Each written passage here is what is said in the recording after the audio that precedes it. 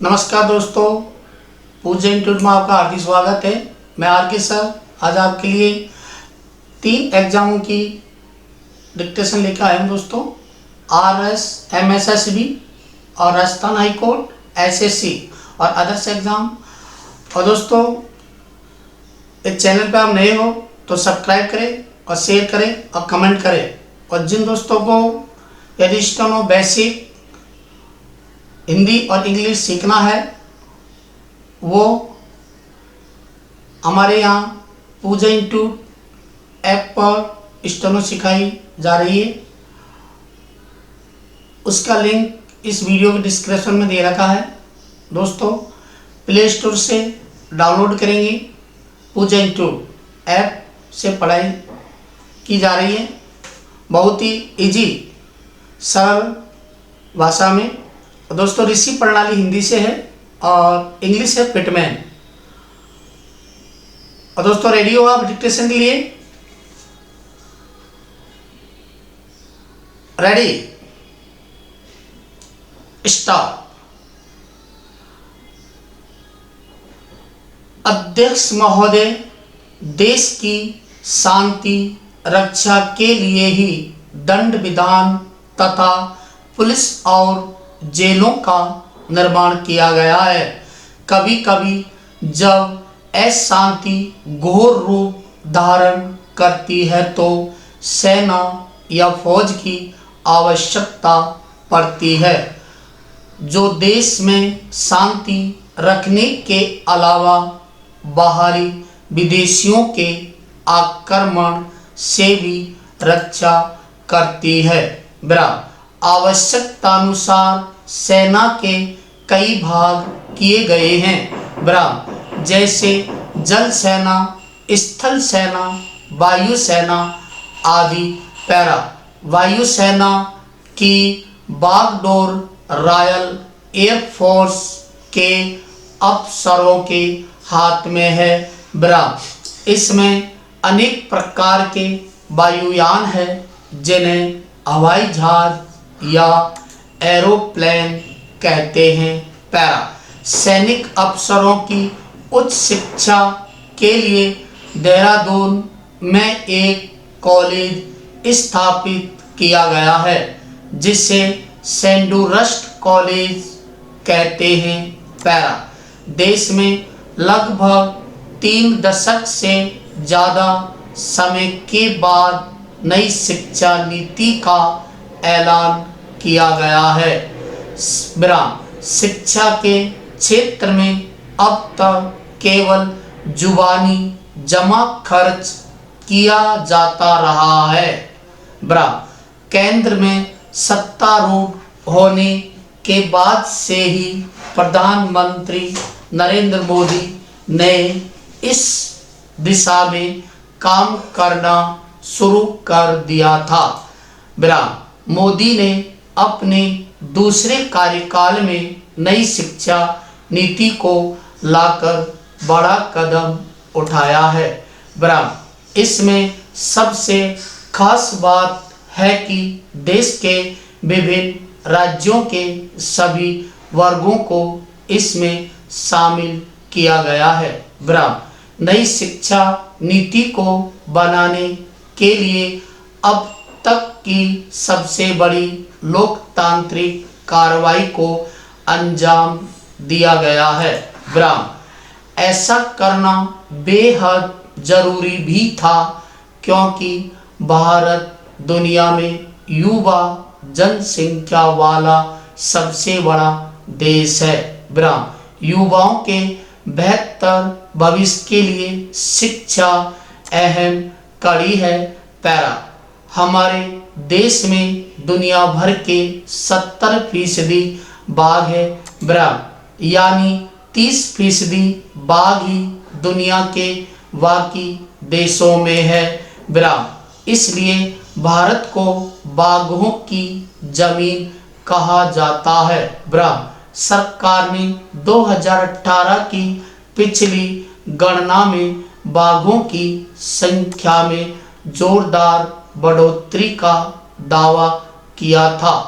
ऐसा ही दावा international tiger day से एक दिन पहले जारी रिपोर्ट में दोहराया गया है। देश में बाघों की गिनती 4 साल के अंतराल में होती है। यानी नई गणना 2022 में होनी है, लेकिन केंद्र की ताजा रिपोर्ट बाघों के अच्छा भविष्य का संकेत देती है। केंद्रीय वन एवं पर्यावरण मंत्री प्रकाश जावड़ेकर ने कहा कि बाघों की लगातार बढ़ती संख्या गर्व का विषय है। हमारे पास 30,000 हाथी, 3,000 एक सींग वाले गैंडे और 500 से अधिक शेर है। टाइगर की संख्या में मध्य प्रदेश में सबसे आगे है, जबकि कर्नाटक दूसरे नंबर पर है। बाघों की संख्या को लेकर हमारा देश पहले भी शीर्ष पर रहा है। बीच के कुछ सालों में जब शिकार प्रतिबंध नहीं था, बाघों का जीवन संकट में आ गया था। अध्यक्ष महोदय, देश में वैधानिक मूल्य पहली बार चर्चा में नहीं आए हैं। भारत एक संविधान निर्माता डॉक्टर भीमराव अंबेडकर ने भी संवैधानिक नैतिकता शब्द का प्रयोग किया था। यह देश के नागरिकों को सामाजिक, आर्थिक व राजनीतिक न्याय की गारंटी देता है। यदि संवैधानिक मूल्यों की बात की जाए तो संविधान अनुसार भारत एक संप्रभु, समाजवादी, धर्मनिरपेक्ष, लोकतांत्रिक गणतंत्र है। इस प्रकार इन 5 शब्दों को संवैधानिक मूल्य कहा जाता है। धर्मनिरपेक्षता एक सिद्धांत है जो सच, आस्था, विश्वास और पूजा संबंधी अभिव्यक्ति की स्वतंत्रता से जुड़ा है। संवैधानिक मूल्यों की रक्षा करना हम सबका कर्तव्य है। हमें इस बात को अच्छी तरह से समझ लेना चाहिए कि संविधान के अनुच्छेद 51A के अनुसार संविधान की अनुपालना नागरिकों को पहला मूल कर्तव्य है। धर्मनिरपेक्षता को संवैधानिक मूल्य कहा जा रहा है, लेकिन जिस वक्त संविधान का प्रारूप तैयार किया जा रहा था, तब उसमें धर्मनिरपेक्षता शब्द शामिल नहीं था। धर्मनिरपेक्षता और समाजवाद शब्द संविधान में बाद में जोड़े गए।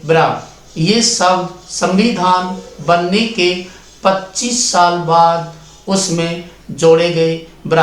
देश में आपातकाल 25 जून 1975 से 21 मार्च 1977 लागू हुआ। उस दौरान धर्मनिरपेक्षता शब्द अस्तित्व में आया।